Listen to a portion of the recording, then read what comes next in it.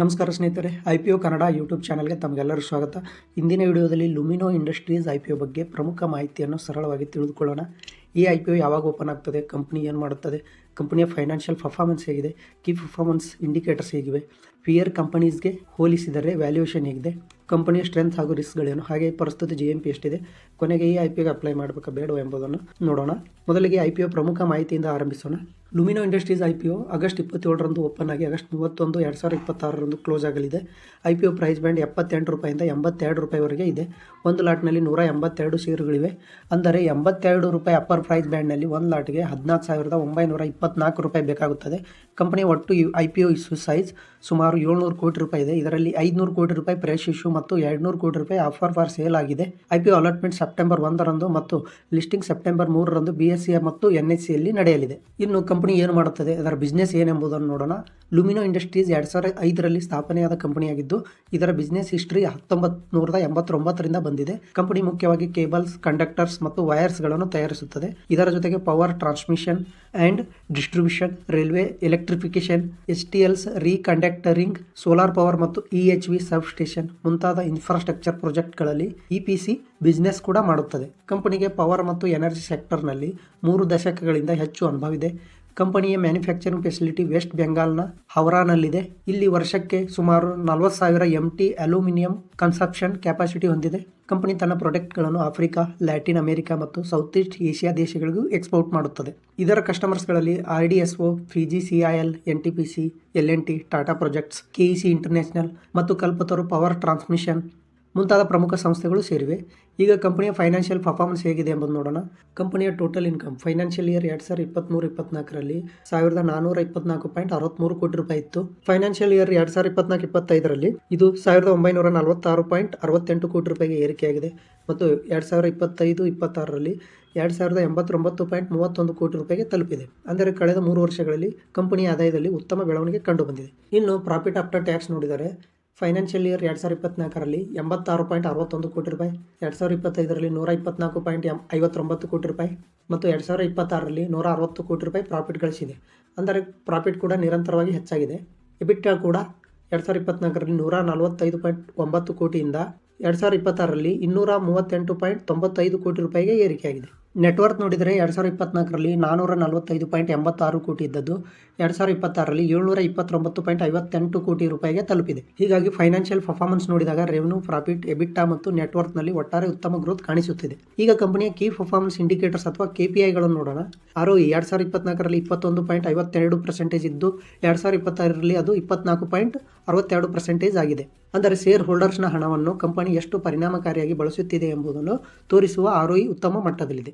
ROCE 2024ರಲ್ಲಿ 32.27% ಇದ್ದದ್ದು 2026ರಲ್ಲಿ 25.75% ಆಗಿದೆ. ಇಲ್ಲಿ ROCE ಸ್ವಲ್ಪ ಕಡಿಮೆಯಾಗಿದೆ ಎನ್ನುವುದನ್ನು ಗಮನಿಸಬೇಕು. EPS ಕೂಡ 2024ರಲ್ಲಿ 3.56 ರೂಪಾಯಿ ಇದ್ದದ್ದು 2026ರಲ್ಲಿ 6.57 ರೂಪಾಯಿಗೆ ಏರಿಕೆಯಾಗಿದೆ. ಇದು ಕಂಪನಿಯ ಅರ್ನಿಂಗ್ಸ್ ಪರ್ ಶೇರ್ ರಲ್ಲಿ ಉತ್ತಮ ಬೆಳವಣಿಗೆಯನ್ನು ತೋರಿಸುತ್ತದೆ. ಇನ್ನು ವ್ಯಾಲ್ಯೂಯೇಷನ್ ಬಗ್ಗೆ ನೋಡೋಣ.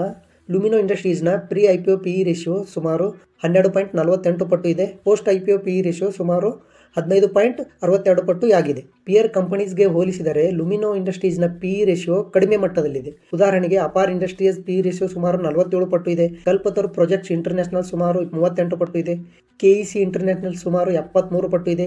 KEI ಇಂಡಸ್ಟ್ರೀಸ್ ಸುಮಾರು 64 ಪಟ್ಟು ಇದೆ ಮತ್ತು ಯೂನಿವರ್ಸಲ್ ಕೇಬಲ್ ಸುಮಾರು 25 ಪಟ್ಟು ಇದೆ. ಈ ಹೋಲಿಕೆಯಲ್ಲಿ ಲುಮಿನೋ ಇಂಡಸ್ಟ್ರೀಸ್ನ PE ರೇಷಿಯೋ 12.48 ಪಟ್ಟು ಇರುವುದರಿಂದ ವ್ಯಾಲ್ಯೂಯೇಷನ್ ದೃಷ್ಟಿಯಿಂದ IPO ಅತಿಯಾಗಿ ದುಬಾರಿ ಕಾಣಿಸುತ್ತಿಲ್ಲ. ಆದರೆ ಕೇವಲ PE ಕಡಿಮೆ ಇದೆ ಎನ್ನುವುದರಿಂದ IPO ಖಂಡಿತವಾಗಿ ಉತ್ತಮ ಎಂದು ಹೇಳಲು ಸಾಧ್ಯವಿಲ್ಲ.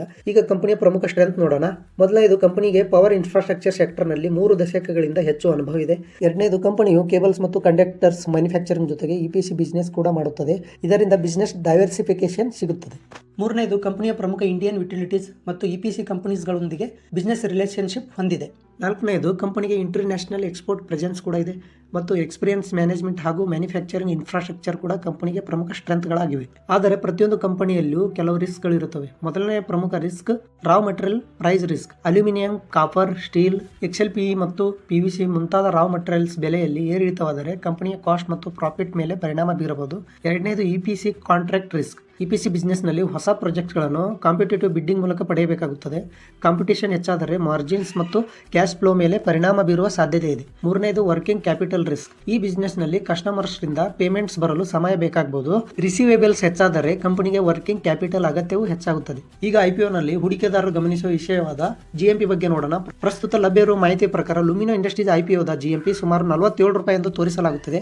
ಅಪ್ಪರ್ ಪ್ರೈಸ್ ಬ್ಯಾಂಡ್ ₹82 ಮತ್ತು GMP ₹47 ಎಂದು ತೆಗೆದುಕೊಂಡರೆ ಸೂಚಿಸುವ ಎಸ್ಟಿಮೇಟೆಡ್ ಲಿಸ್ಟಿಂಗ್ ಪ್ರೈಸ್ ಸುಮಾರು ₹129 ಆಗುತ್ತದೆ.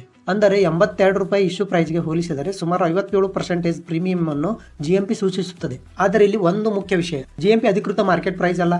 ಇದು ಅನ್ಅಫಿಷಿಯಲ್ ಮತ್ತು ಅನ್ರೆಗ್ಯುಲೇಟೆಡ್ ಮಾರ್ಕೆಟ್ ಇಂಡಿಕೇಟರ್ ಆಗಿದೆ. GMP ಯಾವುದೇ ಗ್ಯಾರಂಟಿ ನೀಡುವುದಿಲ್ಲ ಮತ್ತು ಲಿಸ್ಟಿಂಗ್ ದಿನ ಇದೇ ಬೆಲೆಗೆ ಶೇರ್ ಲಿಸ್ಟ್ ಆಗುತ್ತದೆ ಎಂದು ಖಚಿತವಾಗಿ ಹೇಳಲು ಸಾಧ್ಯವಿಲ್ಲ. ಹಾಗಾಗಿ ಕೇವಲ GMP ನೋಡಿ IPOಗೆ ಅಪ್ಲೈ ಮಾಡುವುದು ಸರಿಯಾದ ವಿಧಾನವಲ್ಲ. ಇನ್ನು ಕೊನೆಯದಾಗಿ ಈ IPOಗೆ ಅಪ್ಲೈ ಮಾಡಬೇಕಾ ಬೇಡವಾ? ಪ್ರಸ್ತುತ ಲಭ್ಯ ಇರುವ ಮಾಹಿತಿ ಪ್ರಕಾರ ಲುಮಿನೋ ಇಂಡಸ್ಟ್ರೀಸ್ನಲ್ಲಿ ಕೆಲವು ಪಾಸಿಟಿವ್ ಪಾಯಿಂಟ್ಸ್ಗಳಿವೆ. ಕಂಪನಿಯ ರೆವೆನ್ಯೂ ಮತ್ತು ಪ್ರಾಫಿಟ್ನಲ್ಲಿ ಉತ್ತಮ ಗ್ರೋತ್ ಇದೆ. EPS ಕೂಡ ಹೆಚ್ಚಾಗಿದೆ. ಪವರ್ ಇನ್ಫ್ರಾಸ್ಟ್ರಕ್ಚರ್ ಸೆಕ್ಟರ್ನಲ್ಲಿ ಕಂಪನಿಗೆ ಉತ್ತಮ ಎಕ್ಸ್ಪೀರಿಯನ್ಸ್ ಇದೆ ಮತ್ತು ಪಿಯರ್ ಕಂಪನೀಸ್ಗಳ ಜೊತೆಗೆ ಹೋಲಿಸಿದರೆ PE ವ್ಯಾಲ್ಯೂಯೇಷನ್ ಕಡಿಮೆ ಕಾಣಿಸುತ್ತಿದೆ. ಮತ್ತೊಂದೆಡೆ raw materials price risk, EPC competitions ಮತ್ತು ವರ್ಕಿಂಗ್ ಕ್ಯಾಪಿಟಲ್ ರಿಕ್ವೈರ್ಮೆಂಟ್ ಪ್ರಮುಖ ರಿಸ್ಕ್ಗಳಾಗಿವೆ. ಫೈನಾನ್ಷಿಯಲ್ ಪರ್ಫಾರ್ಮೆನ್ಸ್ ಮತ್ತು ವ್ಯಾಲ್ಯೂಯೇಷನ್ ನೋಡುತ್ತಿರುವ ಹೂಡಿಕೆದಾರರಿಗೆ ಈ IPO ಗಮನಿಸಬೇಕಾದ IPO ಆಗಿದೆ. ಆದರೆ ಅಪ್ಲೈ ಮಾಡಬೇಕಾ ಬೇಡವಾ ಎನ್ನುವುದು ನಿಮ್ಮ ರಿಸ್ಕ್ ಅಪ್ಟೈಟ್, ಇನ್ವೆಸ್ಟ್ಮೆಂಟ್ ಹರಿಜೋನ್ ಮತ್ತು IPO ವ್ಯಾಲ್ಯೂಯೇಷನ್ ಬಗ್ಗೆ ನಿಮ್ಮದೇ ಅನಲೈಸ್ ಮೇಲೆ ನಿರ್ಧರಿಸಬೇಕು. ಕೇವಲ GMP ನೋಡಿ ಅಪ್ಲೈ ಮಾಡಬೇಡಿ.